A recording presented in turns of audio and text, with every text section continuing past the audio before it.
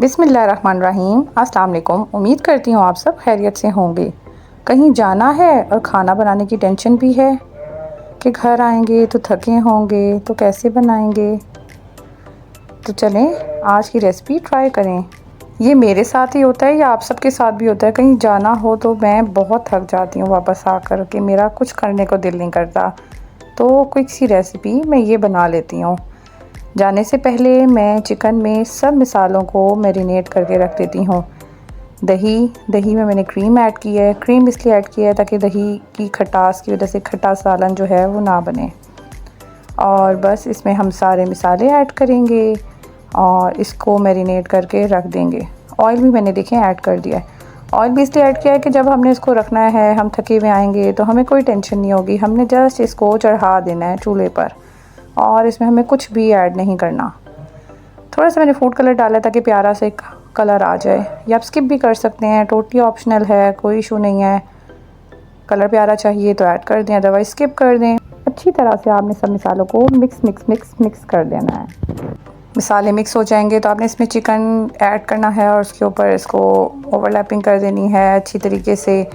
और अगर आप चाहते हैं तो ऊपर से मैंने टमाटर कट करके डाल दिए थे। मुझे थोड़ी सी ग्रेवी चाहिए थी, मुझे अच्छे लगते हैं टमाटर इसमें ऐड हुए हुए। और वैसे भी आजकल तो टमाटर इतने सस्ते हैं, दिल करता है हर चीज़ में ही ऐड कर दो। और साथ में हरी मिर्चें 2-3 ऐड कर दी हैं ताकि मुझे कुछ भी ना करना पड़े।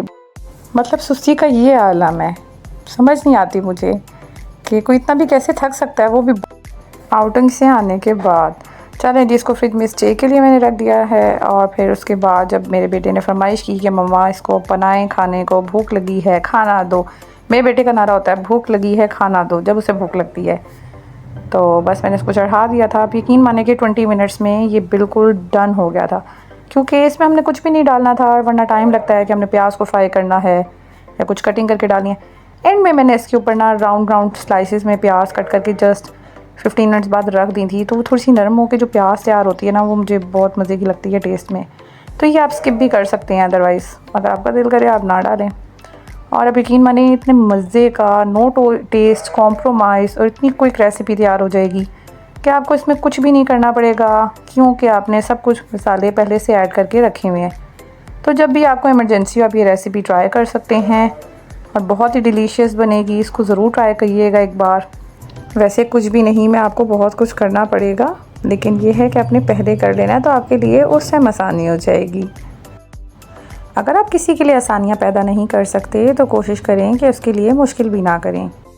चलें जी, हमने इसको अच्छे तरीके से चलाना है और जब ऑयल ऊपर आ जाएगा तो एंड में हमने इसके ऊपर हरा धनिया और अदरक के साथ इसको गार्निश कर लेना है।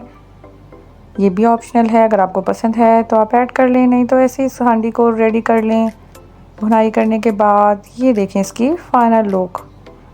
उम्मीद करती हूँ आपको आज की रेसिपी पसंद आई होगी। इसको ट्राई कीजिएगा, फीडबैक दीजिएगा, दुआओं में याद रखिएगा। अल्लाह हाफिज़।